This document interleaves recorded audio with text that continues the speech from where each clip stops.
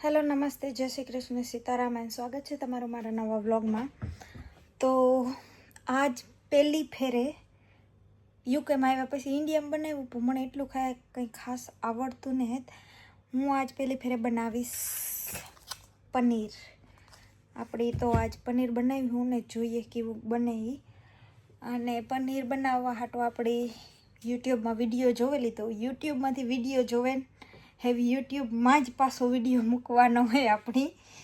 તો ચાલુ કરીએ પનીર બનાવવાનું. ને બધા કેટલા બોર થઈ ગયા હવે ખાઈને, એક ને એક શાક આપણી કાં ડુંગળી ને બટેટા ને ટમેટા ને આ તેન ફલાણ ઢીકડું પૂછડું એ જ ખાઈએ. અને પનીર ખાય તો પનીરમાં બહુ પ્રોટીન હોય, મારામાં પ્રોટીન ઘટે તો હેલ્થી.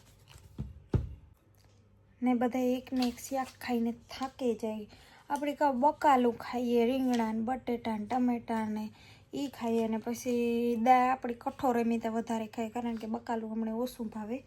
તો એ કઠોળમાંય પણ પ્રોટીન હોય, પણ પનીરમાં બહુ પ્રોટીન હોય. તો મારામાં હે ને કહું કહેવાય ઘટે થોડું. ને આપણી તો થોડુંક વજન વધારવું તો એવા આપણે પનીર ખાવાનો આજ પહેલી ફેર બનાવવા જો ભાવી તો હેઠ ટેસ્કોમાં જડે, એટલે એવા આપણે પનીર ચાલુ કરી દેવું. નવી રેસીપી, શાહી પનીર, મસાલા પનીર, પાલક પનીર, મટર પનીર. તો ફટાફટ આપણે બનાવી જાય. વાર લાગે પણ મજા આવે ખાવાની. તો આપણે ચાલુ કરીએ હવે પનીર બનાવવાનું. ને આખો વિડીયો તમે જોજો કે હું કઈ રીતના પનીર બનાવવા, સ્કીપ કરે ન જોતા આખો વિડીયો જોજો. ને વિડીયોને લાઈક કરજો, શેર કરજો ને સબસ્ક્રાઈબ પણ કરજો.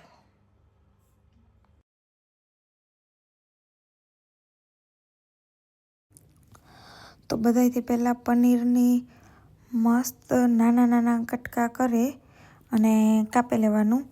આપણે જો કે જેવા જોઈએ એવા કટકા કરી લેવાના, જેવડા આપણી ફાવે એવડા કટકા કરીને કાપી લેવાનું.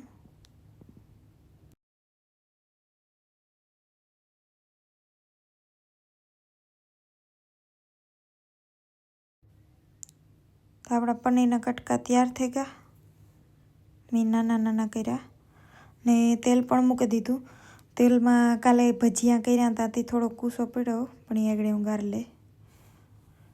ને પનીરની હે ને આપણે પહેલાં તરી લેવાનું. ને તરીએ ને તાર જરાક બ્રાઉન થઈ જાય ને ત્યાં સુધી તરવાનું. ને ફટાફટ આપણે ડુંગળી કાપી નાખીએ, એ પણ ઝીણી ઝીણી મસ્તીની. તો ડુંગળી કપાઈ જાય પછી આપણે ટમેટાની પ્યુરી બનાવવાની. ટમેટાની પ્યુરી બનાવવા તો મેં ટમેટામાં મસ્ત કાપી લીધા ઝીણા ઝીણા. ને મેં કાજુ પણ હે ને 15-20 મિનિટ પહેલાં ગરમ પાણીમાં પલાળીને રાખ્યા હતા, એ પણ પ્યુરીમાં નાખવાના. તો પનીર બનાવવાનો આખો સામાન: પનીર, કિચન કિંગ મસાલો, ટમેટા કાજુની પ્યુરી, પછી આ જિંજર ગાર્લિક પેસ્ટ, ને આ મીઠો મસાલો, એમાં 4 લવિંગ, એલસી 2, તજપાન, પછી કસૂરી મેથી, ધાણા ને ડુંગળી, નમક, બધું રેડી.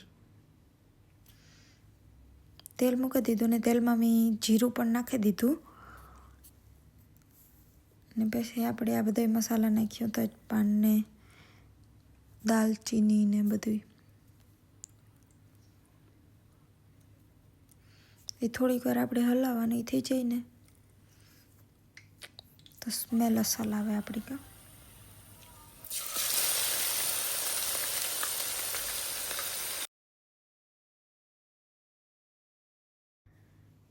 ડુંગળી બ્રાઉન થઈ જાય ને એટલે આ જિંજર ગાર્લિકનો પેસ્ટ નાખવાનો. મેં 1.5 ચમચી નાખ્યો.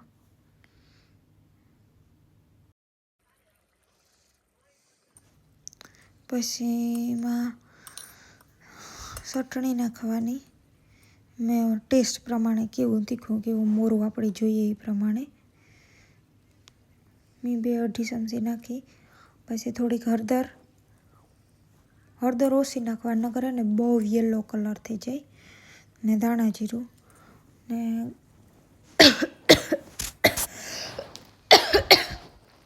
થાય સડે ગઈ બની.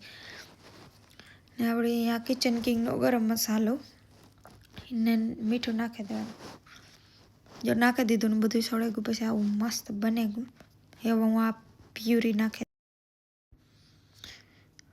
નાખીને પછી એવું પનીર નાખવાનું હોય ને પનીર નાખ્યા પહેલાં જો પ્યુરી બહુ ઘાટી હોય ને તો થોડુંક પાણી નાખીને 5-10 મિનિટ સળવા દેવાય. આપણે પનીર નાખીને પછી 10 મિનિટ રાખવાનું હોય. એ બધુંય થઈ ગયું. છેલ્લે ધાણા આપણે નાખી દઈએ મસ્ત. રોટલી બહાર નાખી ધાણા નાખવાના હોય જવું લે. તો ધાણા નખાઈ ગયા ને મસ્ત દેખાવમાં તો બહુ મસ્ત લાગી. એક ટેસ્ટ કરેનું તમને કાં કે કેવું બન્યું જોઈ લ્યો કેવું અસલે. તો બની ગયું આપણું પનીરનું શાક, રોટલી અને પાપડ. તો મેં ટેસ્ટ પણ કરી લીધું. બહુ એટલે બહુ મસ્તીનું બન્યું. તમે બધાય એક ફેરે ઘેર ટ્રાય કરજો ને મને કીજો કે કેવું બન્યું. આ મેં થોડોક આઈડિયો યુટ્યુબમાંથી લીધો હતો પણ પછી કર્યું હતું મેં મારી રીતના જ. તો તમે બધાય પણ બનાવજો અને વિડીયાની મલકની લાઈક કરજો, સબસ્ક્રાઈબ કરજો ને શેર કરજો. ટાટા બાય, જય હિન્દ, ભારત માતા કી જય, જય શ્રી રામ.